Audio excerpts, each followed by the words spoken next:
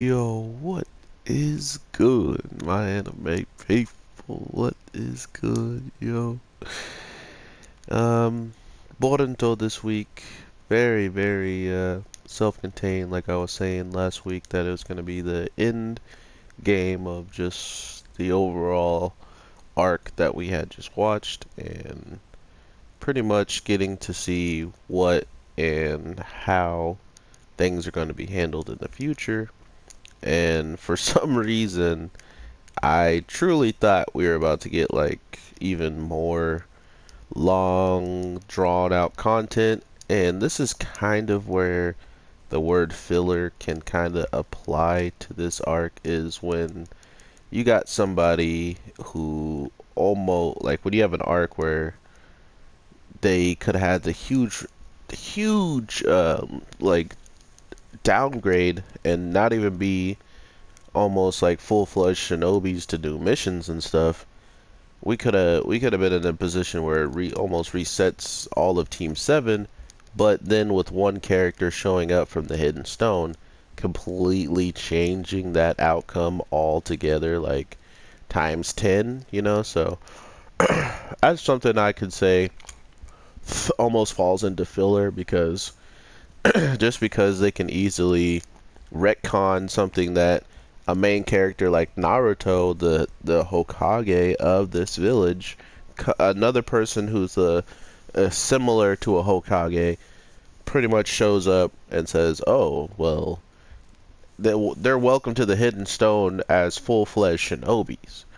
Like they're also welcome to come, but as shinobis, they can come through at any time, any way, like, you know what I mean?" So by her showing up and saying these words verbatim and pretty much figuring out that since she can't summon these kids, since they can't be summoned, or that what she wanted to tell the kids was praise for something that they're already being treated as, villains for, or they're being punished for something that they did wrong for their crimes, which is villainous. Um, Confirmed, Boruto turns into an Akatsuki member. I can already see the freaking post on the internet.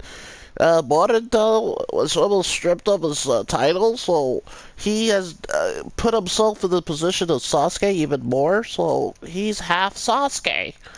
Um, it's just funny to me that when we get all of that information about them being taken out of the Junin and stuff like that, it's like, boom, they're right back, right in the nick of time for the episode to end. It's almost as if they really didn't plan to have that to be the case, and, somehow brought it all the way full circle and made it not the case, which is fine by me, because that would have been just that much more content of them doing the schooling and all that stuff again. Oh God.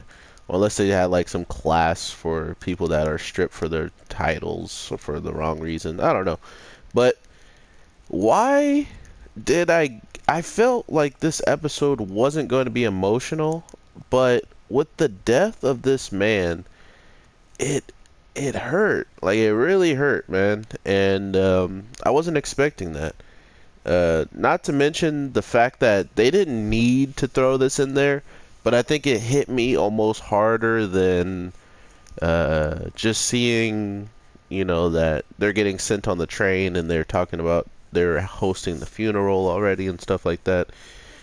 The thing that hit me the most was Boruto looking out into the water and maybe seeing a rock that is not a special rock. It's not a rock that's different. It's not anything crazy, but it does go back and coincides with what he was taught about seeing the rock that holds the treasure and the hope and the strength of the hidden stone, and for him to see it at his home village. And it makes so much sense why he couldn't find it where he was, is because his stone has always been close by home, and for some reason it even kind of was a thicker, little, short, stubby rock, kind of like the person he was mulling around on his back ever since he met that man. So it just, I don't know. It really hit me harder than I expected. And I mean, even the Mitsuki parts were kind of like I expected. They're pretty decent, but not like, oh my god, the tears won't stop, man.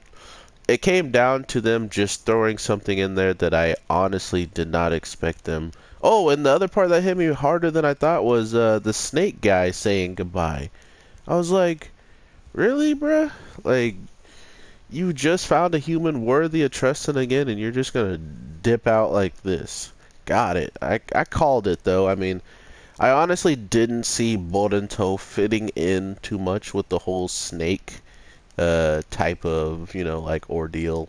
I mean, it would make sense because Sasuke is his teacher. I mean, that's another type of summoning beast that Sasuke has at his fingertips. Because as soon as they go there and learn of what their missions were, Sasuke was a pretty popular name amongst some of the snakes down there. So that's just how it goes. And Boruto, I think more is telling us in his actions, in his moves, in his fighting style, he actually does want to be like his father. It's just he's not going to let his father know that, which is a childish thing ever. But I mean, I understand it because I mean, the only reason why I quote unquote understand it is because I got to that conclusion that that's what he's doing. If you didn't get to that conclusion, you probably might not understand where I'm coming from, or now that I said it out loud, you might. So let me know if you know what I'm talking about when it comes down to just I want to be like my dad, but I don't want him to know that.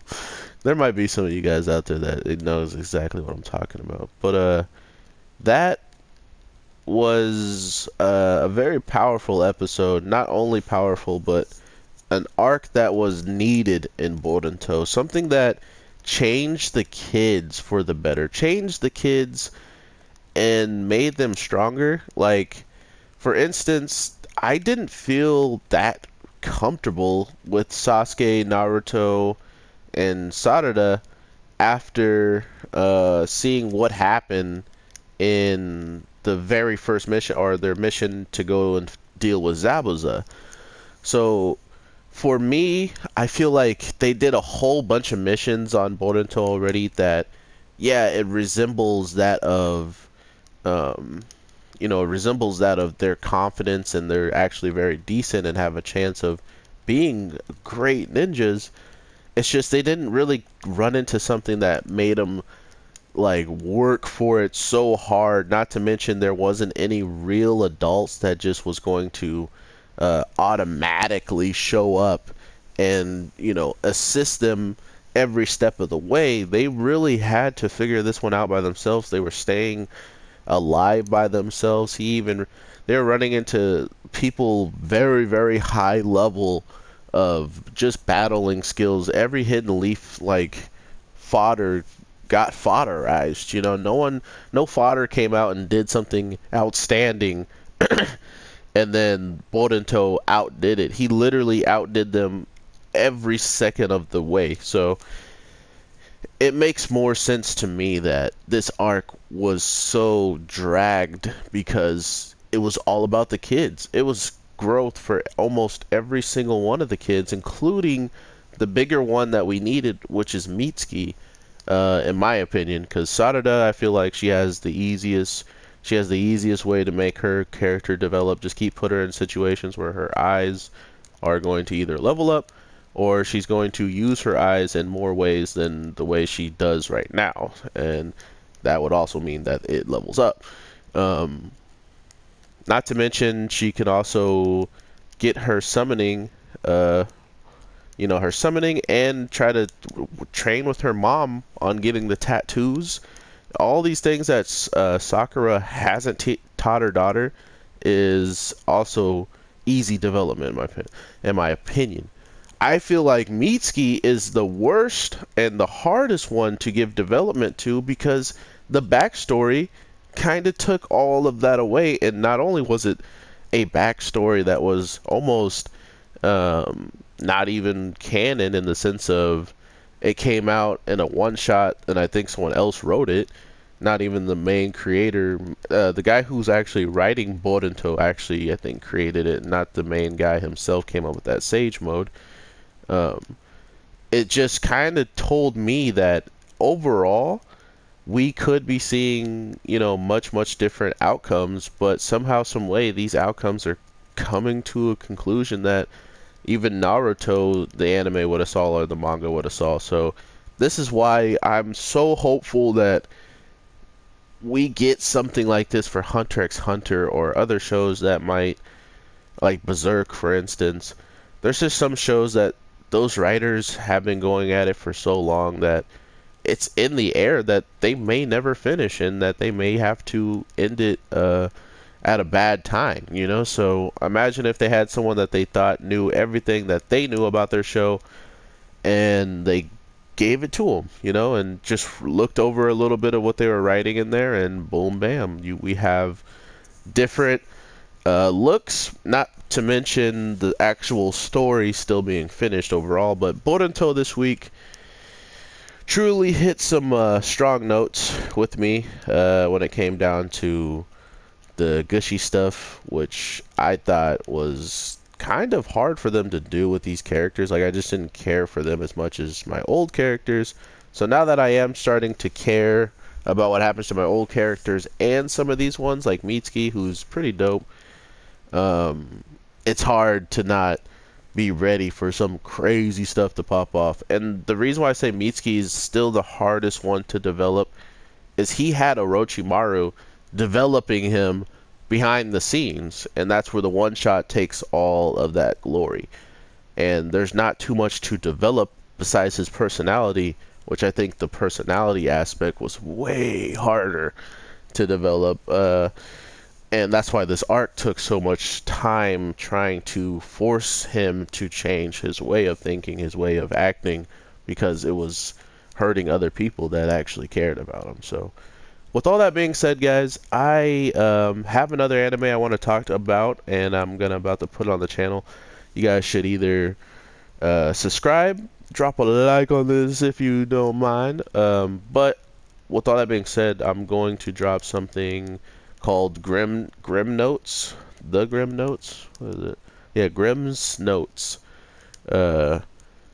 It's pretty much Kingdom Hearts. So I was gonna throw on some Kingdom Hearts and actually just go to a world and just like grind levels and stuff on it. But the show is verbatim Kingdom Hearts in animation. Like, it is the craziest thing I've seen. So I definitely want to put it out there, and all the Kingdom Hearts fans might be able to watch an anime that's kind of catered towards their video game. You could tell that they're a fan, at least. Dang. But alright, everybody, I hope you have a great day, night, evening if I don't talk to you in that other video.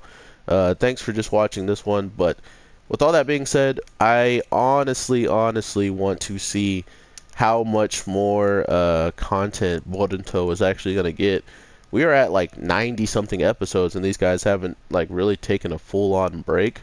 So that's just how the Naruto studio got down in the first place, though. When it was Naruto, now it's Boruto, and they're still giving them the same treatment. So I can't wait to see what you guys think could be coming next. Sure, there's the manga, but so far there's more anime-only material in the show than there is the manga stuff. So I wouldn't be surprised if they go a direction that people don't expect and maybe use some of the manga stuff even later on. So with that being said, everybody, I'll talk to you in the next one, and peace.